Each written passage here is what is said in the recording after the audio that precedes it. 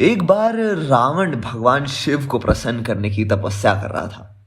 वर्षों तक बिना कुछ खाए पिए रावण सिर्फ भगवान शिव के ध्यान में लीन हो गया था। जिसके बाद प्रसन्न होकर भगवान शिव ने उसे दर्शन दिए और उससे कहा, तुम्हारी तपस्या से मैं प्रसन्न हुआ हूं, तुम्हें जो भी वरदान मांगना है मांग सकते हो।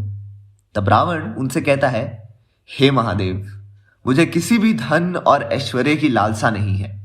मैंने यहाँ तपस्या मात्र आपको पाने के लिए की थी। इस संसार में जिसके पास स्वयं महादेव हो, उसे किसी अन्य वस्तु की क्या आवश्यकता है। प्रभु, मैं आपको वरदान के रूप में पाना चाहता हूं। इस पूरे संसार में मुझसे बड़ा कोई और आपका भक्त नहीं होगा। आपने इस भक्त को वरदान दीजिए महादेव। तब शिव जी उसे कहते हैं, रावण, मैं तुम्हारी तपस्या से प्रसन्न अवश्य हुआ हूं, लेकिन मैं स्वयं को तुम्हें वरदान में नहीं दे सकता। मैं तो त्रिदेव का हिस्सा हूं।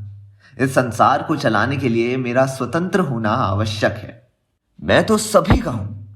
मुझे किसी भी बंधन में बांधना संभव नहीं है। परंतु तुम्हारी तपस्या से प्रसन्न होकर मैं तुम्हें ये शिवलिंग देता हूं। इसमें मेरा वास है। मैं तुम्हें आज्ञा देता हूं कि तुम इसे अपने साथ लंका ले जाओ। यदि तुम इसे लंका लेते गए तो मैं स्वयं ही तुम्हारा हो जाऊंगा। परंतु लंका पहुंचने से पहले अगर तुमने इस शिवलिंग को भूमि पर रख दिया तो यह वहीं स्थापित हो जाएगा। भगवान शिव की आज्ञा मानकर रावण शिवलिंग को लेकर लंका के लिए निकलता है, लेकिन रास्ते में वो बहुत थक जाता है। थकान के कारण वो शिवलिंग को भूमि पर रख देता है और शिवलिंग स्थापित हो जाती है। रावण को लगता है कि कहीं ना कहीं उसकी भक्ति में ही कोई कमी आ गई थी, तो जो वो शिवलिंग को लंका तक नहीं ले जा पाया। तभी शिव जी वहां आते हैं और उससे कहते हैं, मैंने तुम्हें पहले ही कहा था कि यदि तुमने इस शिवलिंग को भूमि पर रख दिया तो ये वहीं स्थापित हो जाएगी। जिसके बाद रावण निश्चय करता है कि वो एक बार फिर भगवान शिव जी को प्रसन्न करेगा। वो हर रोज लंका से इस शिवलिंग के स्थान पर आकर उसकी पूजा करेगा। वो लंका से आकर भगवान शिव की उस शिवलिंग की पूजा करने लगा। वो एक दिन शिव जी को कमल के 100 पुष्प देने लगा। पूजा संपूर्ण होने ही वाली थी। दूसरी ओर ब्रह्मा जी भगवान विष्णु के पास जाते हैं और इसे कहते हैं, रावण महादेव की भक्ति में लीन है। अगर उसने एक बार फिर से उन्हें प्रसन्न कर लिया तो वो शिवलिंग को लंका लेता जाएगा और शिवलिंग के लंका जाने से रावण का भगवान शिव पर बंधन हो जाएगा, जो कि संसार के हित में नहीं होगा, जिसके लिए मुझे ही कुछ करना होगा। एक दिन जब रावण भगवान शिव की आराधना कर रहा था, ब्रह्मा जी रावण के 100 पुष्प में से एक पुष्प को अदृश्य कर देते हैं।